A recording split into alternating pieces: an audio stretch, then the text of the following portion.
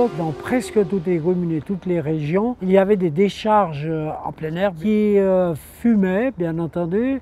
Et la Confédération, essentiellement l'Office fédéral de l'environnement, a voulu essayer de diminuer la pollution dans ce domaine.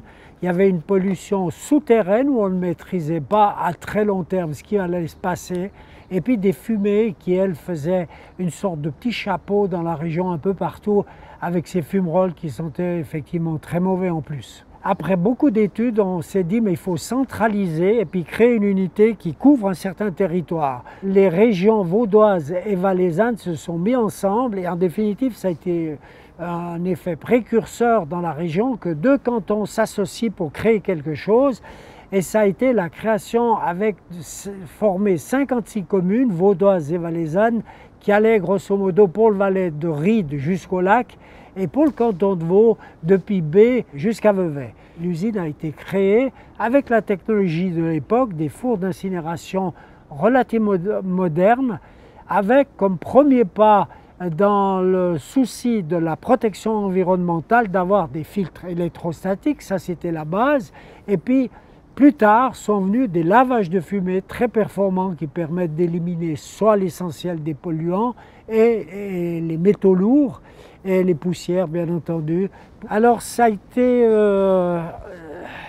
pas très bien accueilli. Pourquoi? Parce que la plupart des communes ou des citoyens payaient peu ou pas du tout pour la mise en décharge de leurs déchets dans des décharges classiques que les communes ou les régions avaient. Puis brusquement une usine est là qui coûte un certain montant, des millions, et qu'il faut amortir et elle devait payer une certaine taxe à la tonne. Et là, bien sûr, trop cher, trop luxueux, mal placé, il y avait plus de défauts que de qualité. Ceci s'est atténué, bien entendu, dans le temps, quand on a vu que les décharges étaient fermées, que l'usine fonctionnait bien, qu'elle produisait de l'énergie électrique pour couvrir presque la consommation d'une ville comme Montaix. Pour en finir, même le prix à la tonne a commencé à baisser. Alors ça a été la belle réalisation quand ils ont vu non seulement pas que ça augmentait chaque année, mais que le prix à la tonne baissait. Disons, les journaux, la population, les médias sont devenus très favorables. L'usine était non seulement intercantonale, mais internationale, entre guillemets, puisque la commune de Châtel, France, j'ai été négocié pour qu'ils viennent, ils étaient tout contents. Et encore actuellement, ils viennent traiter leurs déchets à Saint-Homme à Montaix. Donc non seulement dépolluer, capter les polluants, puis après savoir qu'en faire de manière écologique. Et maintenant, la fibre et la philosophie de la société continue, je trouve que c'est fabuleux ce qu'ils font, d'axer essentiellement dans la valorisation thermique et puis la protection de l'environnement.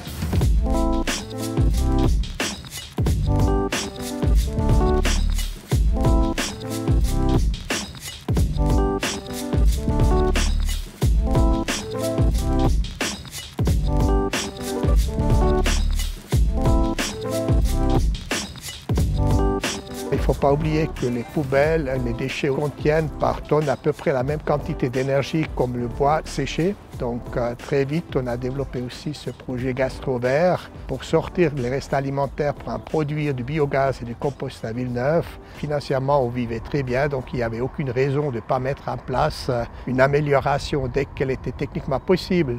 On ne voulait pas concurrencer le tri, donc j'ai tout de suite augmenté le service didactique dans les écoles à un plein temps et monter un service de conseil pour les communes, toujours dans l'optique de favoriser le tri et la valorisation des matières où celle-ci est possible.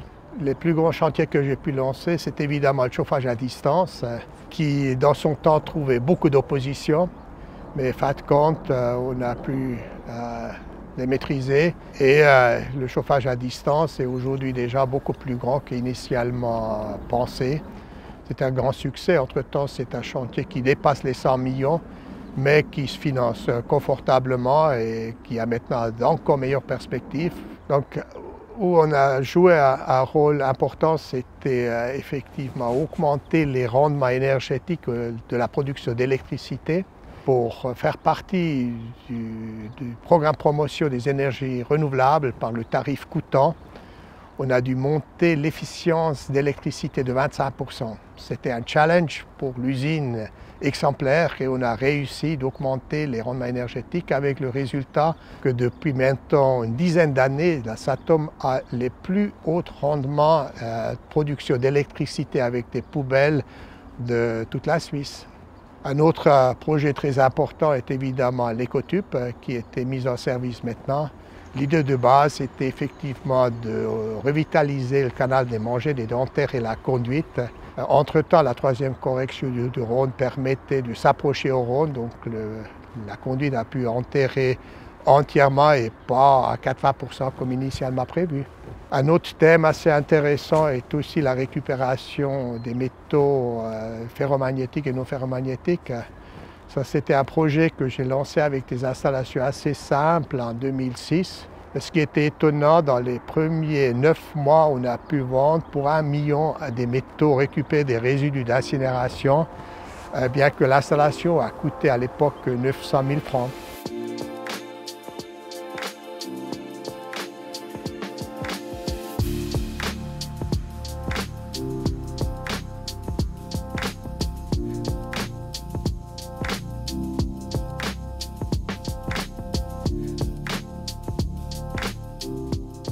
Alors quand je suis arrivé en 2018, c'était l'année de l'accord de Paris. Et puis ce que j'ai fait tout de suite avec le conseil d'administration, c'est dans ce contexte totalement nouveau, ça a été de redéfinir la vision et la stratégie de l'entreprise, revisiter également sa gouvernance et puis définir les projets prioritaires qu'on devait mettre en œuvre rapidement, notamment le projet Ecotube et le projet de remplacement de la turbine à vapeur.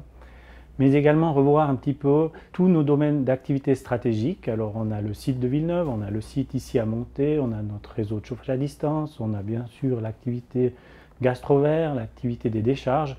Et donc pour tous ces domaines d'activité, on a redéfini des projets et des étapes prioritaires sur les 3 prochaines années, c'est-à-dire 2018 à 2021-2022. En 2019, on a clarifié finalement les conséquences de la future loi CO2 sur le projet Ecotube. Malheureusement, le Parlement n'a pas adopté le projet de loi en fin 2019 et nous avons décidé en 2020, malgré tout, d'initier et de lancer les travaux liés au projet Ecotube, de même que ceux liés au remplacement de la turbine à vapeur.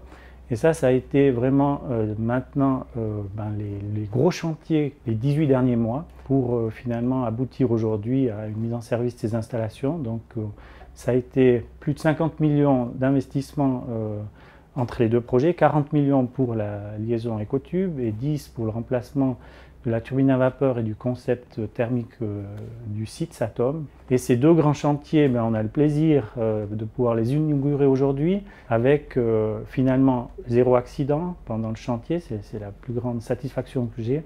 Et puis surtout d'avoir pu réaliser ces infrastructures de très bonne qualité en un temps très court. D'avoir pu totalement enterrer ces infrastructures, pour moi c'est très important pour l'avenir, par rapport à l'acceptation du monde politique et citoyen. Je trouve que c'est vraiment un plus dans le projet qu'on a pu concrétiser. La conclusion, c'est que ce qui a été fait a été bien fait. Jusqu'à aujourd'hui, on a des bases extrêmement saines qui nous permettent aujourd'hui d'entrevoir le futur avec beaucoup de confiance. Le défi du futur sera de valoriser les déchets probablement de manière beaucoup plus saisonnière qu'aujourd'hui, plus en hiver, moins en été, pour pouvoir placer notre chaleur et notre énergie produite vraiment en fonction de la demande de l'écosystème de la région.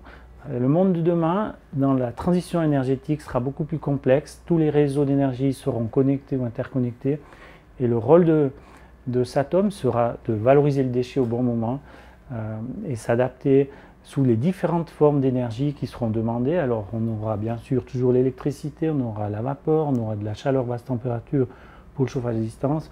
On va capter du CO2, donc on pourra probablement le valoriser pour faire des carburants de synthèse. On aura le biométhane, on aura de l'hydrogène, etc. Donc il faudra appréhender toutes ces nouvelles formes d'énergie pour se diversifier, mais surtout pour proposer un service plus complet, pas que énergétique, mais global dans son entier.